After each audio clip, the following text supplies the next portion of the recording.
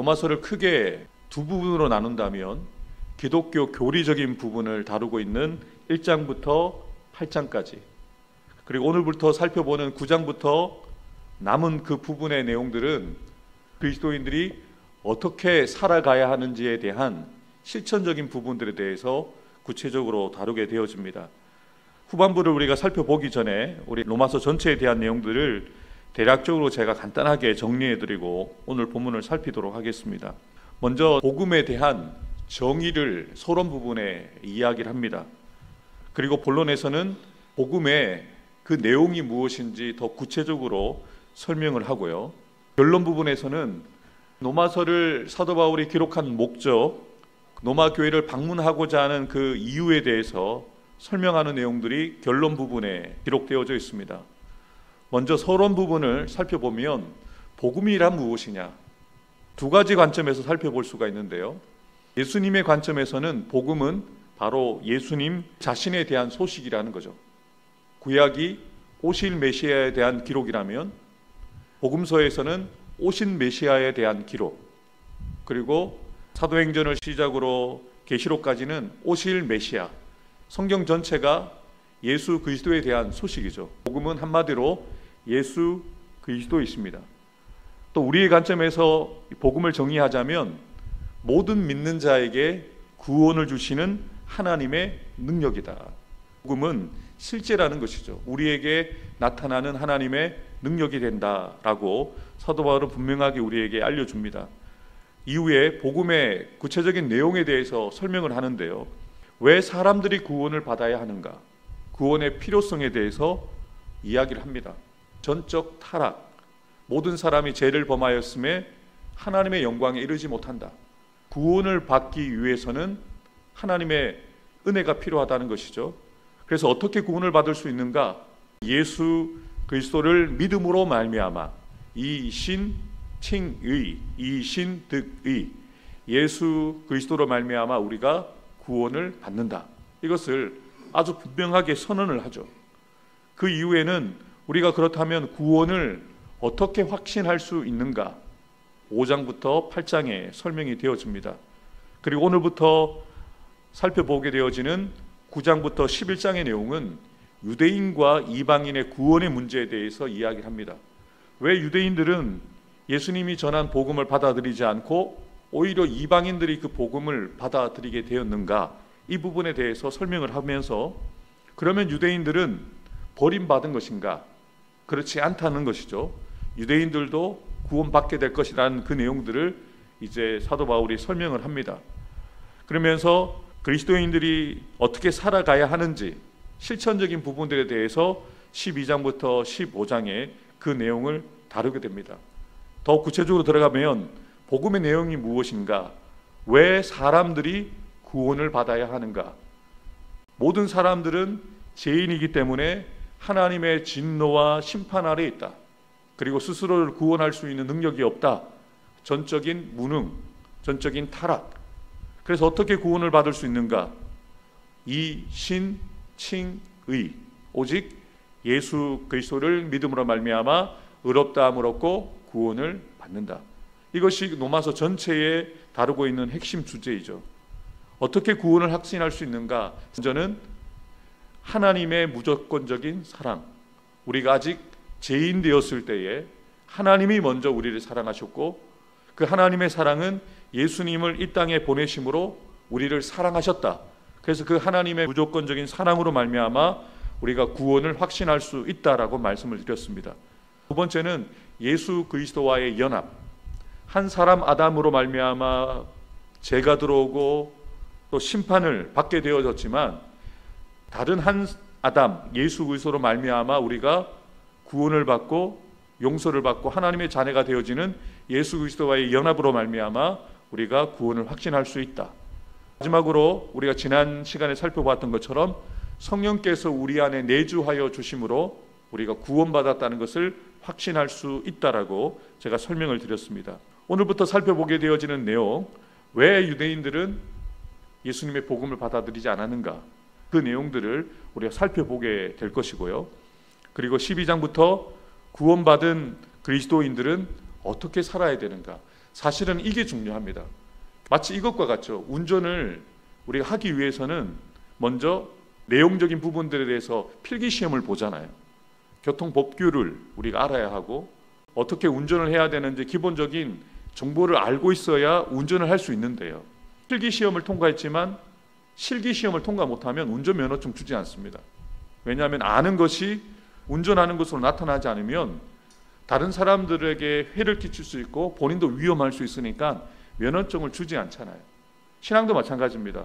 교리적인 부분을 알아야 합니다. 하나님이 우리에게 무엇을 원하시는지, 우리가 그리스도인으로서 어떻게 살아야 하는지를 우리가 알아야 되겠죠. 그리고 그 부분을 실제로 어떻게 살아가야 하는지에 대한 구체적인 실제가 있어야 되기 때문에 사도 바울은 기독교 교리적인 부분들, 핵심 진리에 대한 부분들을 다루고, 그리고 그 진리를 실제 삶 가운데 어떻게 적용하며 살아야 하는지에 대해서 이제 로마서를 마무리하면서 설명을 하고 있는 것이죠. 그리고 로마서를 마무리하면서 왜 내가 로마서를 기록했는지, 로마 교회를 방문하고자 하는 이유에 대해서 설명하는 내용들이 마지막 부분에 이렇게 기록이 되어 있고 로마서가 마무리가 되어집니다. 감정이 없고 다른 사람을 바라봤을 때 안타까운 마음도 없고 긍휼의 마음도 없는 사람들을 피도 눈물도 없는 사람, 이렇게 비꼬듯이 이야기를 하는데요. 저는 그리스도인들은 피도 있어야 되고 눈물도 있어야 되는데 예수 그리스도의 피와 예수 그리스도의 눈물이 있는 사람이 그리스도인이라고 생각합니다. 예수 그리스도를 믿기 이전과는 완전히 다른 삶을 살아갈 수밖에 없다는 것을 우리가 부정할 수가 없죠. 그래서 똑같은 사건을 만나고 똑같은 사람들을 만나지만 예수 믿기 이전과 예수 믿고 난 이후의 삶은 완전히 달라질 수밖에 없다는 거죠. 오늘 특별히 본문에서 주목해야 할 중요한 것은요, 사도 바울의 신경의 변화가 급격하게 나타났다는 거죠. 본문에 보면 사도 바울이 이렇게 고백을 하잖아요. 내가 그리스도 안에서 참말을 하고 거짓말을 아니하노라. 나에게 큰 근심이 있는 것과 마음이 그치지 않는 고통이 있다. 바로 앞부분에서는 하나님의 그 사랑을, 예수 그리스도의 그 십자가에 대한 확신을 가지고 기뻐하며 찬양했던 사도 바울이 나에게 큰 근심이 있다, 나에게 그치지 않는 고통이 있다라고 이야기를 합니다. 이것이 거짓말이 아니라 참말이다, 진심이다라고 이야기를 하면서 자신이 지금 이러한 고통이, 이러한 그치지 않는 그 근심이 자신 안에 있다는 것을 분명하게 고백을 하고 있는데요. 사도 바울이 크게 근심하고 그 마음에 그치지 않는 고통이 있는 이유가 무엇인지 사도 바울은 분명하게 이야기를 합니다. 우리 3절 말씀 함께 읽겠습니다. 나의 형제 곧 골육의 친척을 위하여 내 자신이 저주를 받아 그리스도에게서 끊어질지라도 원하는 바로라. 아멘. 사도 바울의 큰 근심과 마음에 그치지 않는 고통은 바로 자신의 형제, 골육의 친척, 이스라엘 민족으로 인한 근심과 고통이라는 것이죠. 분명한 것은 사도 바울이 구원의 확신과 하나님의 사랑에 대한 감격으로 말미암아 넘쳐 흐르는 기쁨이 있었다는 것이죠.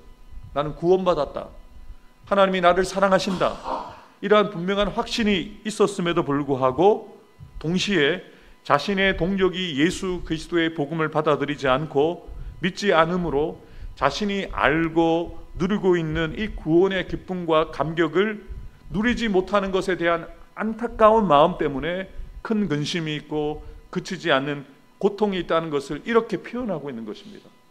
동족이 구원받지 못하는 것이 안타까워서 내가 그리스도에게서 끊어질지라도 원하는 바다.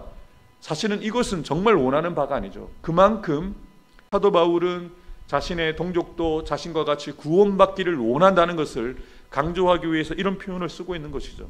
사랑하는 성도 여러분, 여러분의 마음속에도 사도 바울과 같은 구원의 감격과 기쁨이 있을 줄 믿습니다.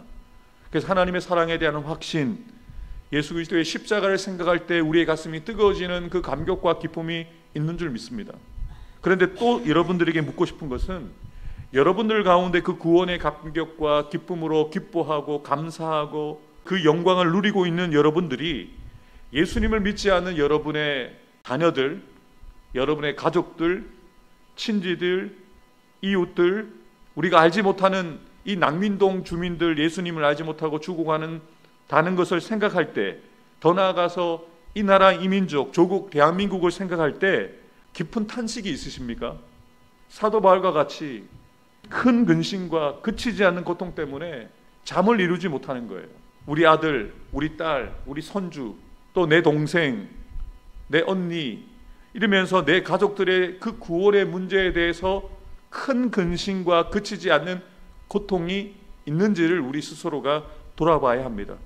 사도 바울은 자신의 구원에 대해서 뜨겁게 감격하면서 기뻐했습니다. 그러나 자신의 눈을 들어서 주변을 돌아보니까 자신의 동족들이 버림받은 모습 같아서 예수 그리스도의 사랑과 은혜를 알지 못하는 모습이라서 답답하고 속상하고 그래서 눈물이 멈추지 않는 것이죠. 사랑하는 성도 여러분, 사랑은 기쁨만 있는 것이 아닙니다.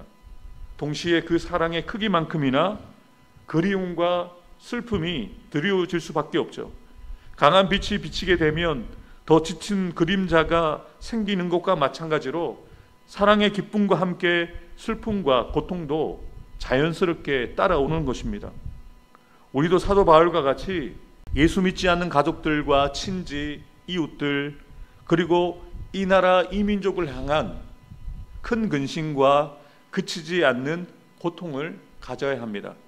만약에 여러분이 사랑하는 가족들과 친지들과 친구들과 이웃들에 대한 이러한 마음이 없다면 우리는 피도 눈물도 없는 그리스도인입니다. 예수님이 우리를 위해서 십자가에서 죽으신 것이 부정할 수 없는 사실이고 진실이고 진리라는 것을 믿는데, 그래서 예수 믿지 않으면 심판당하고 영원한 형벌을 당할 수밖에 없다는 것을 우리가 알면서도 믿지 않는 가족들을 위해서 눈물로 기도하지 못한다면, 큰 근심을 가지고 그들을 위해서 기도하지 않는다면 우리가 바로 피도 눈물도 없는 그리스도인이라는 거죠. 사랑하는 성도 여러분, 저와 여러분들도 사도 바울과 같이 구원받지 못한 영혼들, 먼저는 여러분의 가족이겠죠. 또 같이 교회를 다니지만 여러분들이 느끼시잖아요. 우리 성도들 가운데도 믿음의 경중이 달라요. 믿음이 약한 자들이 있습니다. 다른 이들이 끌어주지 않으면 교회 나오지 못하는 이들이 있습니다. 그 성도들을 바라볼 때 여러분의 마음에 큰 근심과 그치지 않는 고통과 눈물이 있으십니까? 이게 있어야 된다는 거예요. 근데 이거는 우리가 만들어낼 수가 없습니다. 주님을 사랑하고 주님을 사랑하기 때문에, 내가 받은 사랑이 진짜기 때문에 이 사랑을 저들도 알아야 되는데, 내가 누리고 있는 이 기쁨을 저들도 누려야 되는데 라는 안타까움이 그냥 자연스럽게 일어나는 거예요. 음식도 맛있으면, 내가 가보고 좋으면 소개를 하잖아요. 영화를 봐도, 무명이라는 영화를 보니까 일본인 선교사님의 이야기가 너무 감동스럽습니다.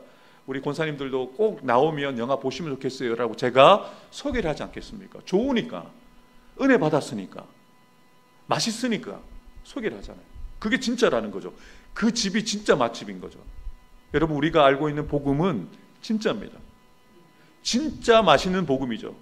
진짜 살리는 복음이죠. 그 복음을 여러분이 맛보셨어요. 그러면 여러분의 사랑하는 아내와 남편과 자녀들에게 함께 먹이고 싶지 않으십니까?